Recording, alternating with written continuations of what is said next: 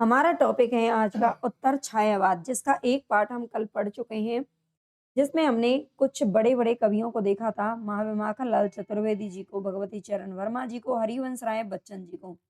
और इसके आगे आज हम करने वाले हैं रामधारी सिंह दिनकर से शुरुआत। और अगर आप ये पूरी क्लास देखते हैं, तो ये 100% सत्य है कि आपको बहुत सारे नए-नए प्रश्न यहाँ पर देखने को मिलेंगे। ये नोट्स मूल किताबों पर आधारित है, जहाँ से आजकल प्रश्न बन रहे हैं। तो पूरी क्लास ज़रूर देखना बिना स्किप किए, क्योंकि यहाँ यहीं से आपको सारे प्रश्न देखने को मिलेंगे। बच्चे पूछते हैं कि मैम ये मूल किताबों पर, हाँ, बिल्कुल मूल किताबों पर आधारित है, तो ये इसमें बिल्कुल भी डाउट नहीं रखना है। इसमें कोई भी गलती आपको देखने को नहीं मिलेगी, फिर भी कोई मिलती है तो उसके लिए पहले ही माफ़ी माँगते हैं, हालाँकि नहीं मिलती है। क्या रामधारी सिंह दिनकर से हम शुरुआत करेंगे। जिन बच्चों ने कल की क्लास नहीं देखी है, वो ज़रूर देख लेना। कि मेरी मतलब ये समझ लीजिए आपसे गुज़ारिश है, क्योंकि आपके फ़ायदे के लिए। क्या तो मेरी मेहनत जभी साकार होगी, जब आप ज़्यादा से ज़्यादा लोगों के पास ये क्लास पहुँचेगी और ज़्यादा से ज़्यादा बच्चों को इसका फ़ायदा मिलेगा। तो सबसे पहले देखते हैं दिनकर जी के बारे में। इनका जन्म हुआ था 23 सितंबर 1908 ईस्वी को मुंगेर जिला कहाँ पर है, तो बिहार के सिमरिया में हुआ था, ठीक है? मुंगेर जिले का नाम है और बिहार बिहार राज्य का नाम है। सिमरिया इनके गाँव का या उस जगह का नाम है, जहाँ पर जन्म हुआ था। निधन हुआ था 24 अप्रैल 1974 ईस्वी को। पिता का नाम था बाबू रवि सिंह और माता का नाम था मनरूप देवी, पत्नी का नाम था श्यामवती। ठीक है, पत्नी का नाम क्या था? श्यामवती था। पहले ऐसे ही नाम हुआ करते थे, श्यामवती, केलावती, रामवती, संतरा, बर्फी, है ना? इसी तरह के नाम लोग रखा करते थे। आजकल तो ख़ैर थोड़े से ये नाम अब नहीं चल रहे हैं, है ना? पश्चिमी नाम हमारे देश में अब चलने लगे, जिनका कोई मतलब ही नहीं होता, अर्थ ही नहीं होता है। आगे देखते हैं, आधुनिक युग में दिनकर वीर रस के श्रेष्ठ कवि के रूप में प्रसिद्ध हैं। दिनकर जी को आप जानते हैं, ये आधुनिक युग में दिनकर को वीर रस का श्रेष्ठ कवि माना जाता है। राष्ट्रवाद एवं राष्ट्रीयता को इनके काव्य की मूल भूमि मानते हुए इन्हें युग चारण एवं काल के चारण का भी नाम दिया गया है।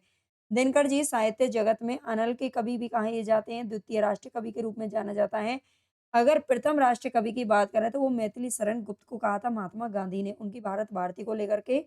और द्वितीय राष्ट्र कवि की जो उपाधि है दिनकर जी को दी गई है। महज डिप्टी राष्ट्र कवि, यानी कि स्वयं ने खुद को कहा है ना?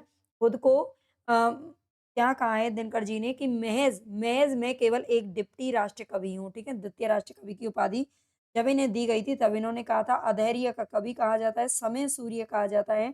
और समय सूर्य किसने कहा था? तो ये अज्ञे जी ने कहा था। इन सभी उपनामों से ही आप प्रसिद्ध हैं। तो दिनकर जी के सभी उपनाम आपको याद रख लेने हैं, यहाँ से प्रश्न बनते ही बनते हैं। इन पर रामनरेश त्रिपाठी की रचना पथिक, ठीक है? रामनरेश त्रिपाठी को हम पीछे पढ़ चुके हैं। और इनकी जो रचना है पथिक, जिसमें दक्षिण भारत के सौंदर्य का वर्णन है, इसका विशेष प्रभाव पड़ा है। वे मैथिली शरण गुप्त की भारत भारती का भी ज़्यादा प्रभाव पड़ा है, ठीक है? रामनरेश त्रिपाठी की रचना पथिक और भारत भारती का प्रभाव किस पर पड़ा है? तो ये दिनकर जी पर पड़ा है। दिनकर जी ने स्वयं ही कहा है कि मैं मैथिली शरण गुप्त के सामने महज एक डिप्टी राष्ट्रवादी हूँ, ठीक है? ये कौन कहते हैं? दिनकर जी कहते हैं।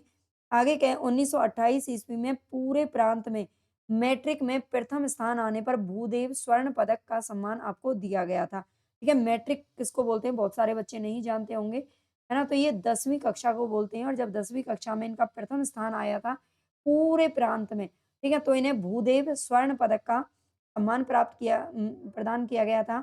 1948 ईस्वी में कुरुक्षेत्र रचना पर इनको साहित्यकार संसद, नागरी पंचाननी सभा, काशी उत्तर प्रदेश सरकार तथा भारत सरकार द्वारा भी पुरस्कृत किया गया था। यानी कि नागरी प्रचारिणी सभा के द्वारा, काशी के द्वारा, उत्तर प्रदेश सरकार के द्वारा, फिर काशी उत्तर प्रदेश सरकार के द्वारा, भारत सरकार के द्वारा और साहित्यकार संसद के द्वारा, इन सभी ने अलग-अलग बुला-बुला करके क्या किया था? पुरस्कृत किया था इनकी कुरुक्षेत्र रचना पर। अगर आप नए हो, चैनल को सब्सक्राइब ज़रूर कर लेना, लाइक कर देना और ज़्यादा से ज़्यादा शेयर करना, ताकि बहुत सारे गरीब बच्चों तक पहुँच सकें। पूरा हिंदी साहित्य मैं आपको यहाँ पर फ्री पढ़ा रही हूँ, और वो भी इतने अच्छे नोट्स के साथ। शायद यूट्यूब पर इतना अच्छा नोट्स आपने देखा होगा या नहीं देखा होगा, मैं नहीं जानती, लेकिन मूल किताबों पर आधारित मैंने ये नोट्स बनाए हैं, है ना? जो कहता है ना, एक माँ-बाप एक गुरु ही होता है, जो अपने से ज़्यादा अपने बच्चों को देना चाहता है। तो वही बिल्कुल हम भी आपको बहुत कुछ देना चाहते हैं, लेकिन आपका सपोर्ट ज़रूरी है। भारत सरकार द्वारा राज्यसभा सदस्य राज्यसभा सदस्य भी आपको बनाया गया 1952 से 1964 के बीच में इनको मनोनीत किया गया। 1962 ईस्वी में चीन से हार के बाद इन्होंने संसद में दिनकर ने कहा था, यानी कि जब ये संसद में थे, राज्यसभा के भी सदस्य थे, तो संसद में जाते थे और जब 1962 में चीन से हार हुई थी भारत की, तो इन्होंने कहा था, देखने में देवता सदृश लगता है, बंद कमरे में बैठकर गलत हुक्म लिखता है, जिस पापी को गुण नहीं गोत्र प्यारा हो, समझो उसी ने हमें मारा है। ठीक है, तो ये किसके लिए लिखा है, ये भी देखो बताया गया है, मैं नहीं बता रही हूँ बल्कि ये बताया गया है, ये नेहरू जी को, क्योंकि नेहरू जी उस समय कौन थे? प्रधानमंत्री थे। तो नेहरू जी को मतलब प्रतीक बनाकर या नेहरू जी को सामने रख कर के इन्होंने ये बात कही थी। आगे है 1959 ईस्वी में संस्कृति के 4 अध्याय जो पुस्तक आपने लिखी है, इसको हम डिटेल में पढ़ चुके हैं, ये जो हमारे यूजीसी नेट के सिलेबस में है। संस्कृति के 4 अध्याय रचना के लिए इनको साहित्य अकादमी पुरस्कार भी प्राप्त हुआ था 1959 ईस्वी में और इसका जो प्रकाशन वर्ष है ना, वो है 1956 ईस्वी, ठीक है? 1959 ईस्वी में आपको राष्ट्रपति द्वारा पद्म भूषण की उपाधि भी प्रदान की गई थी। 1962 ईस्वी में भागलपुर विश्वविद्यालय द्वारा इन्हें डॉक्टरेट ऑफ लिटरेचर उपाधि से भी सम्मानित किया गया। 1962 ईस्वी में ही सरस्वती पत्रिका की हीरक जयंती पर, ठीक है, सरस्वती पत्रिका की कौन सी जयंती इस वक्त मनाई गई थी? तो हीरक जयंती पर मैथिली शरण गुप्त द्वारा मान पत्र प्रदान भी इनको किया गया था, ठीक है, मान पत्र दिया गया था मैथिली शरण गुप्त के द्वारा। सरस्वती पत्रिका का जो स्थापना है वो 1900 ईस्वी में हुआ था, यानी कि इस समय तो इनको 62 साल हुए थे 1962 में, ठीक है, हीरक जयंती 62 साल में तो नहीं मनाई जाती, है ना? आगे देखना 1965 ईस्वी में विद्या वाचस्पति की उपाधि इनको दी गई थी 1965 में, किसके द्वारा? गुरुकुल महाविद्यालय के द्वारा और 1968 ईस्वी में इनको साहित्य चूड़ामणि की उपाधि दी गई थी राजस्थान विद्यापीठ उदयपुर के द्वारा।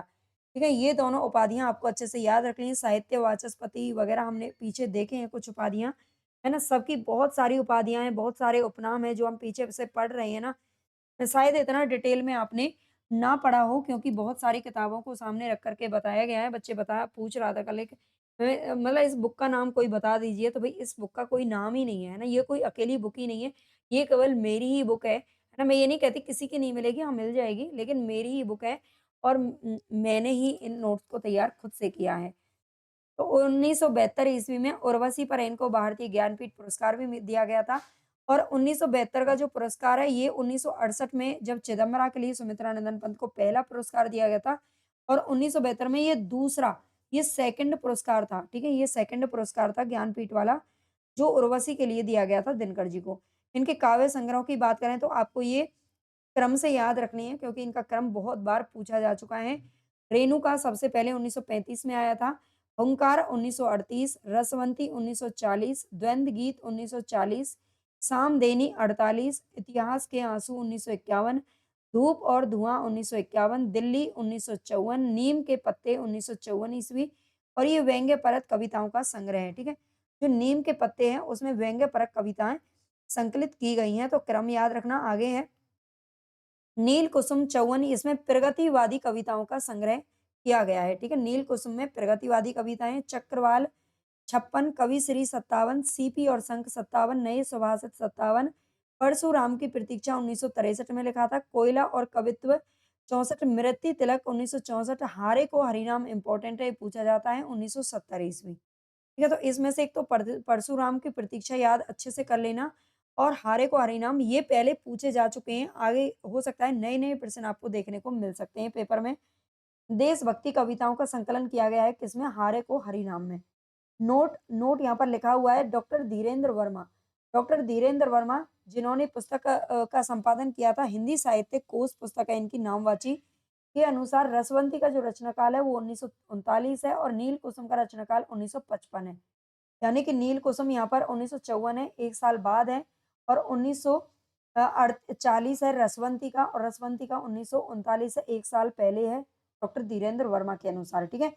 कभी-कभी बच्चों को बहुत कन्फ्यूजन रहता है जब हम बताते हैं प्रकाशन वर्ष तो वो कहते हैं कि नहीं मैम 55 नहीं है 54 है, नहीं मैम 54 नहीं है 55 है, 39 नहीं है 40 है, वो इसी कारण होता है और इसलिए मैंने यहाँ पर रेफरेंस दे रखा है। आगे चलते हैं प्रबंध काव्य। प्रबंध काव्यों की अगर बात करें तो कुरुक्षेत्र 1946 में लिखा था, है ना?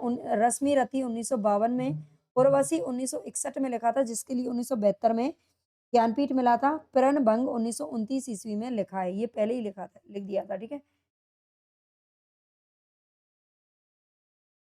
प्रबंध काव्य है ना, प्रणभंग ये 1929 दे रखा है। चलो इसका हालाँकि पूछा नहीं गया, 1969 तो नहीं है कहीं, देख लेते हैं, वैसे तो सही लिखा है सब कुछ।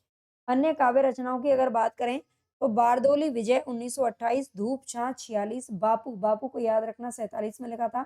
मिर्च का मजा 1951, सूरज का काव्य 55, आत्मा की आँखें 64, रश्मि लोक 1974 और संचेता। इनका संचयिता खूब पूछा जाता है, ठीक है, बापू पूछा जाता है, इसमें से रश्मि लोक पूछा जा चुका है। रश्मि रथी को तो आप जानते हैं दिनकर जी की है, लेकिन रश्मि लोक को बच्चे समझते हैं कि रश्मि रथी है उनकी तो, लेकिन रश्मि लोक भी इन्हीं का है। याद रखना, महत्वपूर्ण कुछ तथ्यों को देख लेते हैं। रेणुका दिनकर जी का प्रथम काव्य संग्रह है, जो कि 1935 में प्रकाशित हुआ था। रेणुका में मानवतावादी प्रवृत्ति के दर्शन मिलते हैं।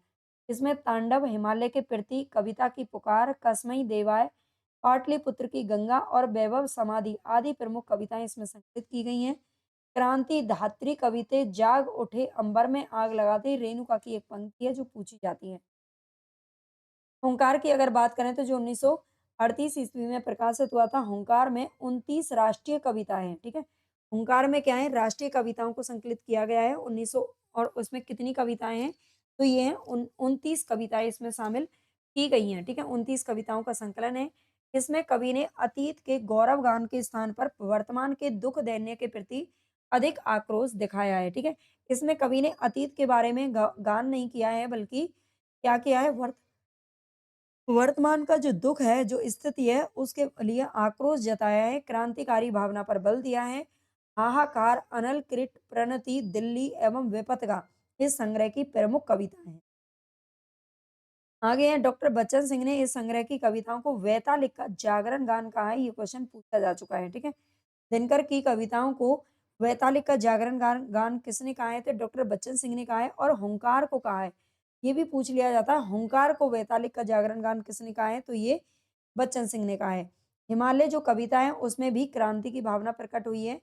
द्वंद्व गीत में 115 रुबाइयां हैं, ठीक है। द्वंद्व गीत जो इनका रचना है, 115 रुबाइयां हैं। सामधेनी रचना में अंग्रेजों के खिलाफ ललकार का उद्घोष किया गया है। इसकी कविताएं देश की सीमा लांघकर विश्व वेदना का अनुभव कराती हैं।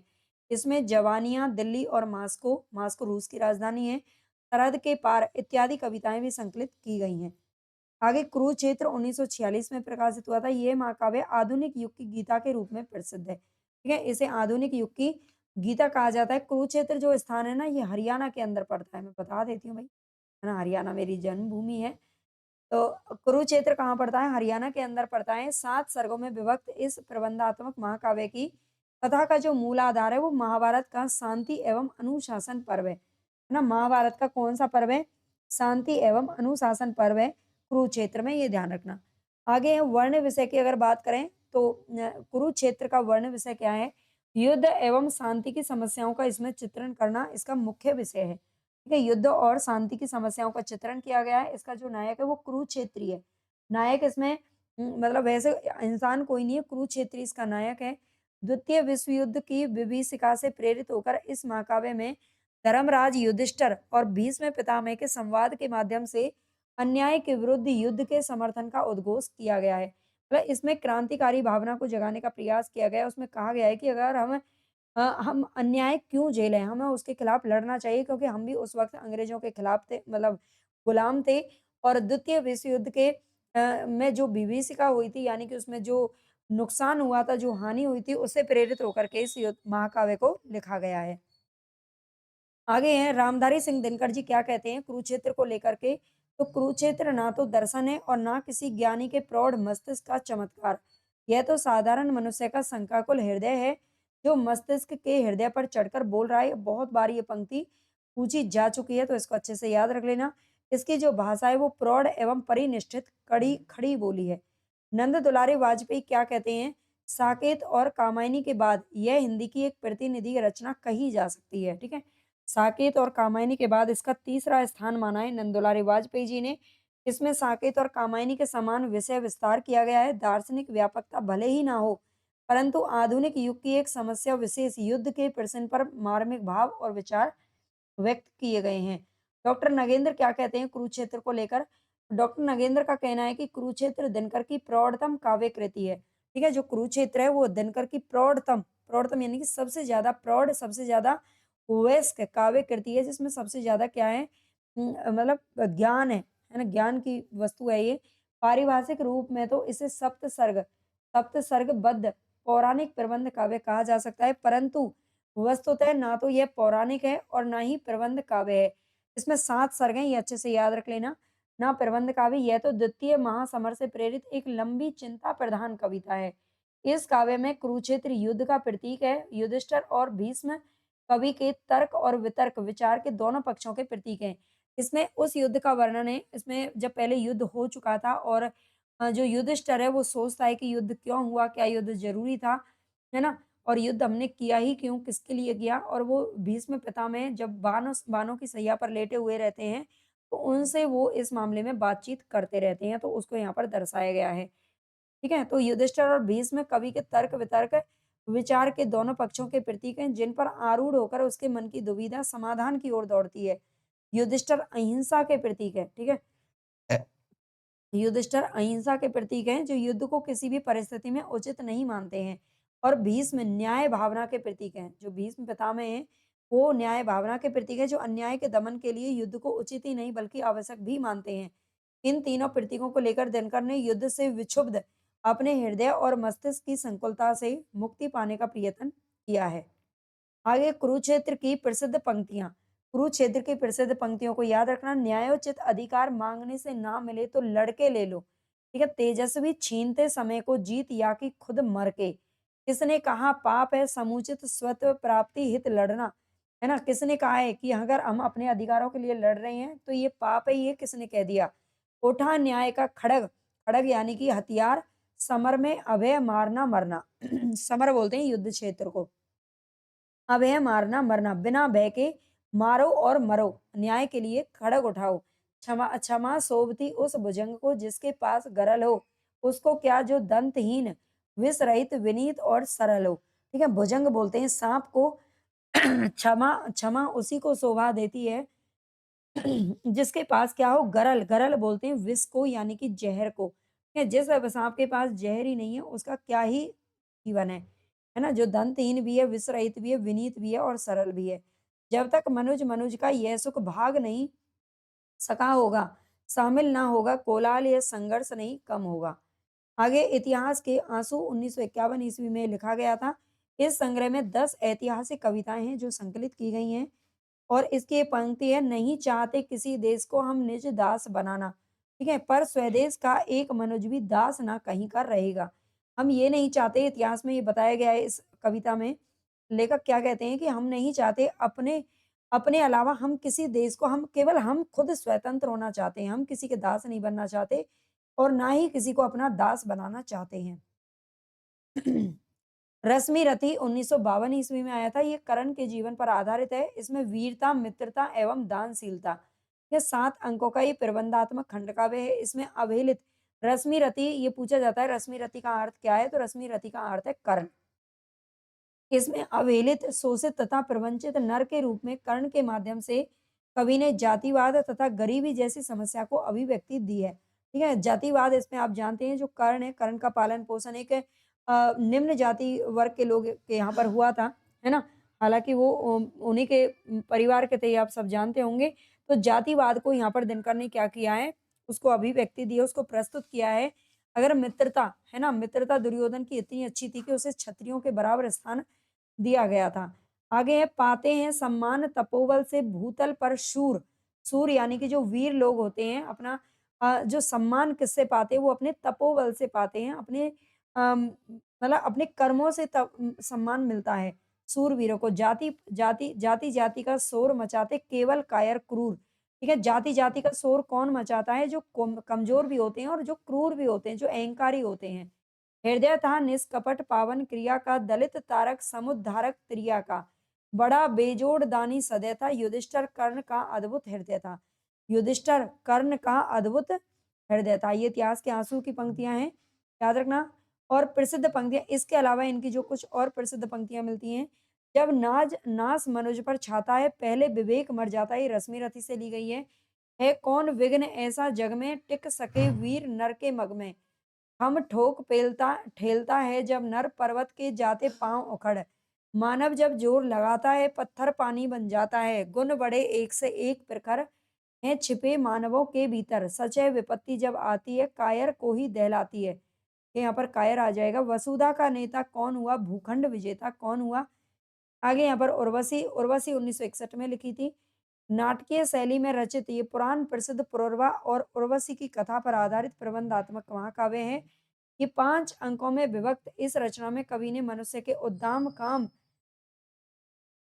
काम संबंधी भावनाओं को ठीक है, काम संबंधी भावनाओं को यहाँ पर अभिव्यक्त किया है। किसमें, उर्वशी के अंदर। कवि ने इस रचना को काम अध्यात्म की उपाधि भी दी है। यानी पूछा जाता है काम अध्यात्म से संबंधित कौन सी रचना है, तो उर्वशी है। काम एवं अध्यात्म के द्वंद्व का चित्रण इसमें किया गया है ना।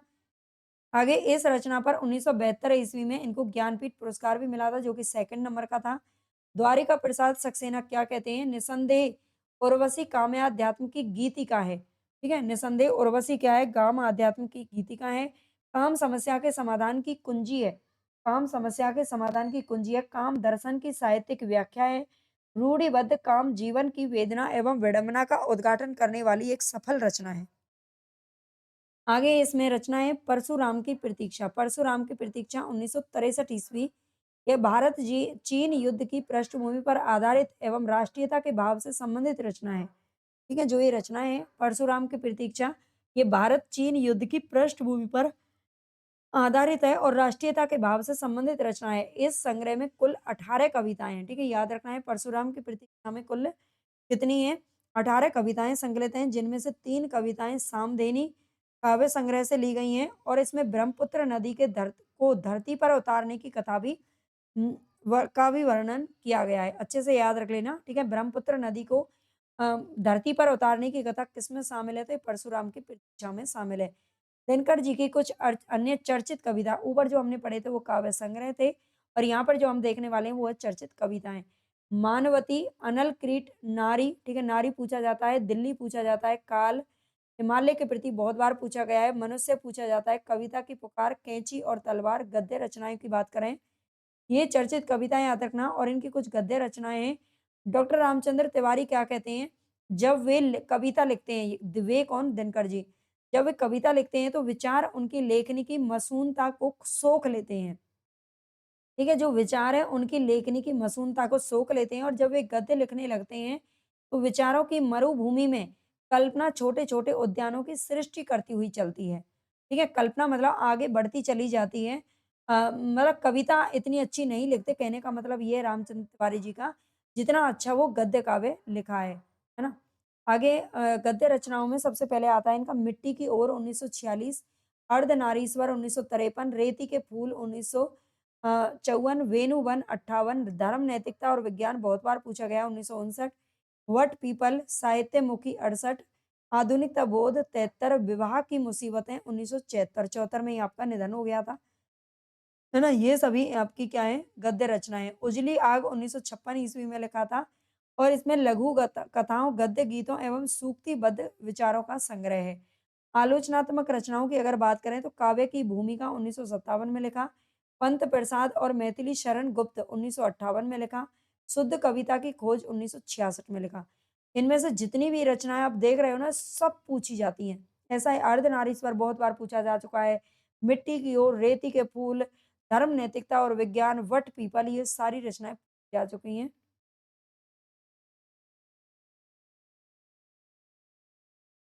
1 मिनट अभी आई। हाँ,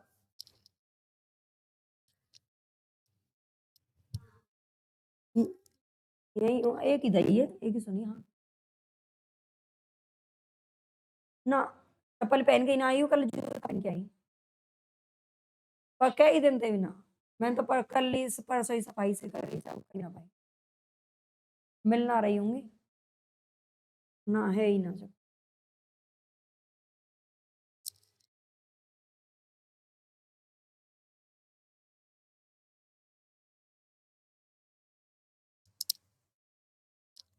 हाँ जी, हेलो जी भाई, आ गया था कोई बीच में, है ना। चलिए आगे देखते हैं। सांस्कृतिक विषयों पर आधारित जो निबंध संग्रह हैं, उसमें हमारी सांस्कृतिक एकता लिखा है 1954 ईस्वी में और संस्कृति के 4 अध्याय, ठीक है? ये सांस्कृतिक विषयों पर आधारित हैं। याद रखना 1956 में ये गद्य काव्य में है। आगे देखते हैं इसमें भारत के सांस्कृतिक इतिहास को 4 भागों में बाँटकर लिखने का प्रयास किया गया है, ठीक है? इसमें भारत के सांस्कृतिक इतिहास को यानी कि जो संस्कृति के 4 अध्याय हैं, उसमें सांस्कृतिक इतिहास को 4 भागों में बाँटा गया है। पहला जब आर्य भारत आए, दूसरा गौतम बुद्ध और महावीर स्वामी आए, ठीक है? पहला इसमें क्या है, पहला है जब आर्य भारत आए थे, आर्यों का आगमन। दूसरे में गौतम बुद्ध और महावीर स्वामी यानी कि जैन धर्म और बौद्ध धर्म का आगमन। तीसरा है इस्लाम का भारत आना और चौथा यूरोप वासियों का भारत आना।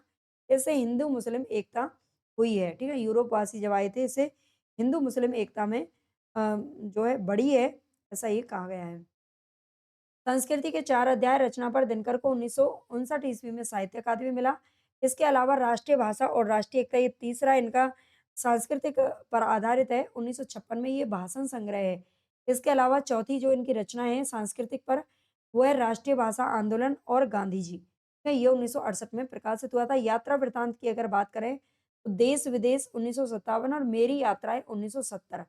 संस्मरण की बात करें तो संस्मरण और श्रद्धांजलियाँ 1959 ईस्वी में साहित्यकारों और नेताओं के संस्मरण, लोकदेव नेहरू संस्मरण है ये भी, ठीक है? लोकदेव नेहरू के नाम से लिखा है। डायरी लेखन की बात करें तो दिनकर की डायरी 1973 ईस्वी में लिखा है। आगे देखते हैं अन्य रचनाओं में हे राम 1969 में लिखा, स्वामी विवेकानंद, महर्षि रमन, ठीक है? और महात्मा गांधी के जीवन से संबंधित 3 रेडियो रूपक इसमें संग्रहित हैं। हे राम में 3 रेडियो रूपक संग्रहित हैं, इसको अच्छे से याद रख लेना, है ना? ये जब रचनाएँ ये सारी रचनाएँ ना आप चाहे शुक्ल जी पढ़ो, चाहे आप नगेंद्र जी पढ़ो, चाहे बच्चन जी पढ़ो, चाहे रामस्वरूप चतुर्वेदी, जब आप सारी इन किताबों को पढ़ोगे ना, जब आपको किसी एक लेखक के बारे में इतना कुछ देखने को मिलेगा, जितना आपको एक जगह पर देखने को मिल रहा है, ठीक है? तो आप बस मैं चाहती हूँ ज़्यादा से ज़्यादा बच्चों के यहाँ से पढ़ कर के सिलेक्शन हो जाएँ, आप अपने जीवन में सफल हो जाओ, तो उसके लिए बस आपका सपोर्ट मुझे चाहिए और कुछ नहीं चाहिए, है ना? आप ज़्यादा से ज़्यादा और ये नोट्स अगर आप लेना चाहते हो ना, इतने अच्छे नोट्स अगर आप अपने घर मँगवाना चाहते हो, तो भी आप मुझे संपर्क कर सकते हो इस नंबर पर, है ना? बच्चे बार-बार कमेंट करते हैं, मैम कैसे मिलेंगे नोट्स? तो इस नंबर पर आप मुझे व्हाट्सएप कर दीजिए, ठीक है? लेकिन मैं आपको ये आपको अब जो है रेट मतलब ₹500 में पहले मिल रहे थे, लेकिन अभी 500 में नहीं मिल पाएँगे, मतलब पहले भी 650 में थे, तो मैंने 500 कर दिया था। लेकिन अब जीएसटी और बढ़ गई है कागज़ों पर, है ना? तो थोड़ा-सा और डिलीवरी भी बढ़ गया है इसका टाइम, तो ये आपको ₹600 में मिल पाएँगे, है ना? अगर आप मँगवाना चाहते हैं तो हिंदी साहित्य के नोट्स मँगवा सकते हैं। 600 क्या बल्कि 650 जितना आप देना चाहो, ठीक। आगे देखते हैं भारतीय एकता 1970 ईस्वी, चेतना की शिखा 1973 ईस्वी, शेष और निःशेष मृत्यु उपरांत 1985 ईस्वी में प्रकाशित हुआ था। इसमें दिनकर के संस्मरणों, भूमिकाओं, भाषणों और वार्ताओं का इसमें संग्रह किया गया है। आलोचकों की दृष्टि में दिनकर को देख लेते हैं। डॉक्टर नगेंद्र, दिनकर की सबसे बड़ी विशेषता है अपने देश और युग सत्य के प्रति जागरूकता। ठीक है, दिनकर की सबसे बड़ी विशेषता क्या है? तो अपने देश और युग सत्य के प्रति जागरूकता, कवि देश और काल के सत्य को अनुभूति और चिंतन दोनों स्तरों पर ग्रहण करने में समर्थ हुए हैं। हजारी जी कहते हैं, दिनकर जी अहिंदी भाषियों के बीच हिंदी के सभी कवियों में सबसे ज्यादा लोकप्रिय थे। ठीक है? हिंदी के सभी कवियों में सबसे ज़्यादा लोकप्रिय किसको मानते हैं तो ये अ, रामधारी सिंह दिनकर जी को मानते हैं और कहते हैं कि ये अपनी मातृभाषा से प्रेम करने वालों के प्रतीक माने जाते हैं। नेक्स्ट है डॉक्टर बच्चन सिंह, तो बच्चन सिंह के लिए बच्चन सिंह जी क्या कहते हैं, दिनकर ना तो बच्चन, अंचल आदि नव्य छायावादियों, व्यक्तिवादियों से जुड़ पाते हैं और ना ही प्रगतिवादियों से, उनका अपना अलग ही रास्ता है। ठीक है, बच्चन सिंह जी क्या कहते हैं कि ना तो ये रामेश्वर शुक्ल अंचल के जैसे हैं, ना बच्चन हरिवंश राय बच्चन के जैसे हैं, है ना? किसी भी ये छायावादी या फिर व्यक्तिवाद से नहीं जुड़ पाते हैं और ना ही प्रगतिवादों से इनका संबंध है, जबकि इनका अपना अलग ही रास्ता है, वे कहीं दोनों धाराओं के बीच में पड़ते हैं। इसीलिए कहीं वे गांधीवाद का समर्थन करते दिखाई देते हैं, तो कहीं सशस्त्र क्रांति का, है ना? कहीं प्रकृति और नारी प्रेम की आकांक्षा व्यक्त करते हैं, तो कहीं सर्वहारा के उदय का भी वर्णन करते हैं। दिनकर ने स्वयं कहा है कि राष्ट्रीयता मेरे भीतर से नहीं जन्मी, उसने बाहर से आकर मुझे आक्रांत किया है।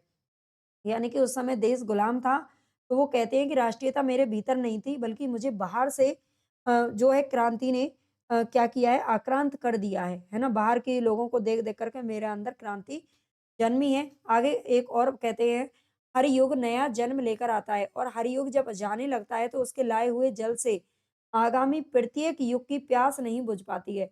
प्रत्येक युग को अपना कुआँ आप ही खोदना पड़ता है और ये चक्रवाल जो रचना है उसकी भूमिका में लिखा गया है। हरिवंश राय बच्चन जी क्या कहते हैं कि दिनकर जी को एक नहीं बल्कि गद्य, पद्य, भाषा और हिंदी सेवा के लिए अलग-अलग 4 ज्ञानपीठ पुरस्कार दिए जाने चाहिए। ठीक है, हरिवंश राय बच्चन जी ने 4 ज्ञानपीठ पुरस्कार देने की बात कही थी। रामवृक्ष बेनीपुरी क्या कहते हैं कि दिनकर जी ने देश में क्रांतिकारी आंदोलन को स्वर दिया है। नामवर सिंह जी कहते हैं कि दिनकर अपने युग के सचमुच सूर्य थे, है ना? समय सूर्य उनको कहा जाता है लेकिन वो सचमुच के सूर्य थे, ये नामवर सिंह जी कहते हैं। इनकी कुछ और प्रमुख पंक्तियाँ देख लेते हैं। सत्य का जिसके हृदय में प्यार हो, एक पथ बलि के लिए तैयार हो, फूँक दे 100 चेतना संसार को, तोड़ दे मझधार जा पतवार को। श्वानों को मिलता दूध भात, भूखे बच्चे अकुलाते हैं। हटो व्योम के मेघ पंथ, ये स्वर्ग लूटने हम आते हैं। ये सभी पंक्तियाँ बहुत बार पूछी जाती हैं। रे लो रोक, युधिष्ठिर को ना यहाँ जाने दे इनको स्वर्ग धीर। कर पाता यदि मुक्त हृदय को मस्तक के शासन से। अरुण विश्व की काली जय हो, लाल सितारों वाली जय हो। मैं भी प्रयोगवाद का अगुआ नहीं पिछल गुआ हूँ। मैं उनका आदर्श कहीं जो व्यथा खोल ना सकेंगे। ये एक-एक पंक्ति लिखी गई है क्योंकि यहीं से ही पूछी जाती हैं, ठीक है? हट कर बैठा चाँद एक दिन माता से यह बोला, धुंधली हुई दिशाएँ छाने लगा कुहासा। हट कर बैठा चाँद एक दिन माता से ये बोला, सिलवा दो माई मेरे लिए एक झिंगोला, ठीक है? आगे देखते हैं सियाराम शरण गुप्त। सियाराम शरण गुप्त को भी आज पढ़ लेते हैं, रह जाएगा तो कल कुछ पढ़ेंगे क्योंकि इसकी ये थोड़ी-सी लंबी क्लासेस होने वाली है और बहुत ज़्यादा लंबी करने से कोई फ़ायदा नहीं है क्योंकि आपको समझ में फिर नहीं आ पाएगा और इतना लंबे समय तक बोलना मेरे लिए भी थोड़ा-सा कठिन होता है। सियाराम शरण गुप्त के बारे में देखते हैं, इनका जन्म हुआ था 1895 ईस्वी, झांसी जिले के उत्तर प्रदेश के झांसी जिले में चिरगाँव चिरगाँव में आपने और भी पढ़ा होगा किसी को किसका हुआ था चिरगाँव में देखते हैं आगे, ठीक है? 1963 में आपका निधन हुआ था। पिता थे रामचरण गुप्त और मैथिली शरण गुप्त इनके बड़े भाई थे, ठीक है? मैथिली शरण गुप्त के छोटे भाई हैं सियाराम शरण गुप्त, इनको अच्छे से याद रख लेना। इनके पिता इन्हें कन-कने कह कर के बुलाते थे, ठीक है? जो रामचरण गुप्त जी थे, वो उनको क्या कहते थे? कन-कने कह कर के बुलाते थे। ये आजीवन श्वास रोग से पीड़ित रहे, ये ध्यान रखना। जो सियाराम शरण गुप्त थे, वो पूरे जीवन भर श्वास रोग से पीड़ित थे, श्वास रोग था इनको, है ना? अस्थमा की शिकायत थी। पत्नी, संतान एवं कई आत्मीयजन के असामयिक निधन के कारण इनका जीवन करुणा एवं व्यथा में व्यतीत हुआ था। मैथिली शरण गुप्त का भी हमने पीछे पढ़ा था, उनका भी जो बच्चे थे, उनके भी बच्चों का निधन हो गया था शायद, है ना? हमने पीछे पढ़ा था और इनका जो है सियाराम शरण गुप्त के भी पत्नी, संतान कोई नहीं बचा था, ठीक है? इनका जीवन पूरा करुणा और व्यथा में ही बीता। ये गांधीवाद से अत्यधिक प्रभावित थे। काव्य संग्रहों की अगर बात करें, तो इनका तो स्क्रीनशॉट ले लेना, चाहे तो आप साथ में नोट्स बना लीजिए, है ना? और नोट्स भी नहीं बनाना चाहते हैं, तो ये आप घर पर मँगवा लीजिए, थोड़ा-सा पैसा खर्च करके। हो सकता है आपने बहुत सारी किताबें पढ़ी हों, लेकिन आपको ये इतने बेहतर नोट्स कहीं और नहीं मिलने वाले हैं। आगे देखते हैं काव्य संग्रह में मौर्य विजय 1914 ईस्वी, अनाथ 1921, आद्रा 1928, दूरबादल 29, विषाद 1929, आत्मोसर्ग 33, पाथे 34, मिरनमयी 36, बापू 1938, उन्मुक्त बापू नाम से दिनकर जी ने भी लिखा है, अभी ऊपर पढ़ा था हमने, और बापू नाम से सियाराम शरण गुप्त ने भी लिखा है। उन्मुक्त 1941, दैनिकी 42, नकुल 46, नोआ खाली 46 और जय हिंद 47 ईस्वी। ये इनके कुछ काव्य संग्रह हैं। प्रथम कविता, एक बार के मेरे बोलने से तो आपको समझ में नहीं आएगा, लेकिन अच्छे से आपको बार-बार इसको रिवीजन करना पड़ेगा, तभी आपको याद हो पाएगा, ठीक है? जितना ज़्यादा आप रिवीजन करेंगे ना, उतना ही अच्छा आपका पेपर जाएगा। प्रथम कविता इंदु पत्रिका में सन 1910 ईस्वी में प्रकाशित हुई, जबकि प्रथम काव्य संग्रह इनका 1914 ईस्वी में मौर्य विजय नाम से प्रकाशित हुआ था। मौर्य विजय वेदों पर आधारित आख्यानक है। इसमें मानव प्रेम का कारण कवि का निजी दुःख, सामाजिक दुःख के साथ एकाकार होता हुआ प्रस्तुत है। ठीक है, जो मौर्य विजय है, ये वेदों पर आधारित एक आख्यानक है और इसमें मानव प्रेम का कारण कवि का निजी दुःख, सामाजिक दुःख के साथ एकाकार होता हुआ प्रस्तुत है। इसमें चंद्रगुप्त और सेल्यूकस के युद्ध का भी वर्णन किया गया है। आद्रा की अगर बात करें तो 13 कविताओं के माध्यम से विभिन्न सामाजिक समस्याओं को यहाँ पर प्रस्तुत किया गया है। ठीक है, आद्रा में 13 कविताओं को रखा गया है। इसी रचना में पुत्री इनकी पुत्री थी रमा, ठीक है? जैसे कि निराला जी की पुत्री थी सरोज और उन्होंने सरोज स्मृति लिखा था, वैसे ही सियाराम शरण की पुत्री की भी मृत्यु हो गई थी और आद्रा नामक उन्होंने ये शोक गीत लिखा था। उनकी प्रसिद्ध कविता एक फूल की चाह इसी संग्रह में संकलित की गई है। दूरवा दल में 35 कविताएँ संकलित हैं, याद रखना है। इसके अलावा जो विषाद रचनाएँ उसमें विदुर जीवन के अवसादों का सचित्र इसमें वर्णन किया गया है, ठीक है? विदुर जीवन यानी कि विदुर आप समझते होंगे इनकी पत्नी की असामयिक मतलब पहले ही मृत्यु हो गई थी, उसके कारण इन्होंने विषाद को लिखा है। उन्मुक्त में आधुनिक अंतर्राष्ट्रीय संबंधों में बहुत ही महत्वपूर्ण तथ्य दिए गए हैं। अंतर्राष्ट्रीय संबंधों पर कौन-सा कविता है? तो ये उन्मुक्त है, याद रखना। आत्मोत्सर्ग में गणेश शंकर विद्यार्थी की हत्या की दर्दनाक घटना का वर्णन किया गया है। अमृत पुत्र नामक जो रचना है, ये अंतिम काव्य कृति है। इसमें 2 खंडों में यीशु की कथा है ना? यीशु तो आप जानते ही होंगे, है ना? जो क्रिश्चियन के ईसाई ईसा मसीह जिनको बोलते हैं। अगर गद्य रचनाओं की बात करें तो इनके जो कहानी संग्रह है उसमें मानुसी आता है। इसमें 1923 से लेकर 33 यानी कि 10 साल तक ये जितनी भी कहानियाँ लिखी गई थी 11 कहानियाँ इसमें संकलित हैं। निबंध संग्रह में झूठ सच एक हम उपन्यास पढ़ते हैं किसका यशपाल जी का झूठा सच, ठीक है? झूठा सच और कई बार होता है कि पेपर में एक साथ दे दिए जाते हैं कि इसमें मान लीजिए सियाराम शरण गुप्त गुप्त की कौन-सी रचना नहीं है या यशपाल जी की कौन-सी रचना नहीं है, झूठ सच, झूठा सच इस तरीके से। तो बच्चे वहाँ पर कन्फ्यूज़ हो जाते हैं इसलिए बता रही हूँ झूठ सच किसका है? सियाराम जी का है। भावात्मक, विचारात्मक एवं संस्मरणात्मक कुल इसमें 28 निबंध संकलित किए गए हैं। इसके अलावा निबंध नाटक है इनका पुराण पर्व 32 में लिखा था, अनुवाद गीता संवाद 1946 ईस्वी, ये गीता का समश्लोकी है, ठीक है? गीता संवाद उपन्यास में इन्होंने गोद लिखा है 1932 ईस्वी, अंतिम आकांक्षा 1934 ईस्वी और नारी है 1937 ईस्वी।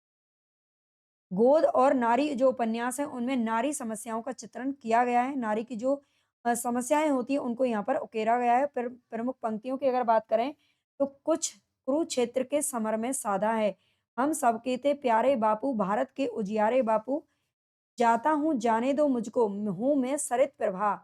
दीप तू जागृत रहा है रात्रि भर और मैं बेसुध पड़ा रहा। क्षुद्र सी हमारी नाव, चारों ओर है समुद्र वायु के झकोरे, उग्र रूप धरे हैं। ये इसमें कुछ इनकी पंक्तियाँ हैं जो आपको याद रख लेनी है। और बालकृष्ण शर्मा नवीन, बालकृष्ण शर्मा नवीन को हम चलो पढ़ ही लेते हैं, अभी तो आधा घंटा हुआ है। बालकृष्ण शर्मा नवीन को देख लेते हैं। जन्म हुआ था इनका 8 दिसंबर 1897 ईस्वी में। ग्वालियर में जन्म हुआ था, ग्वालियर मध्य प्रदेश और निधन हुआ था 29 अप्रैल 1960 ईस्वी को, ठीक है? इनका बचपन नाथद्वारा में बीता था और पिता इनके श्री जमुनादास वैष्णव भक्त थे। पिता कौन थे? श्री जमुनादास वैष्णव भक्त थे। 1920 ईस्वी में गांधी जी के सत्याग्रह आंदोलन के आह्वान पर इन्होंने बीए फाइनल की पढ़ाई को बीच में ही छोड़कर राजनीति से जुड़ गए थे। 1955 ईस्वी में स्थापित राजभाषा आयोग के सदस्य के रूप में भी इन्होंने कार्य किया। अपनी साहित्यिक सामाजिक सेवाओं के कारण 1960 ईस्वी में इनको पद्म भूषण की उपाधि भी प्रदान की गई थी। अपनी रचनाओं में स्वयं को विस्पाई एवं अनिकेतन कहा है और कन्हैयालाल मिश्र प्रभाकर ने इन्हें गांधी का मजनू कहा है।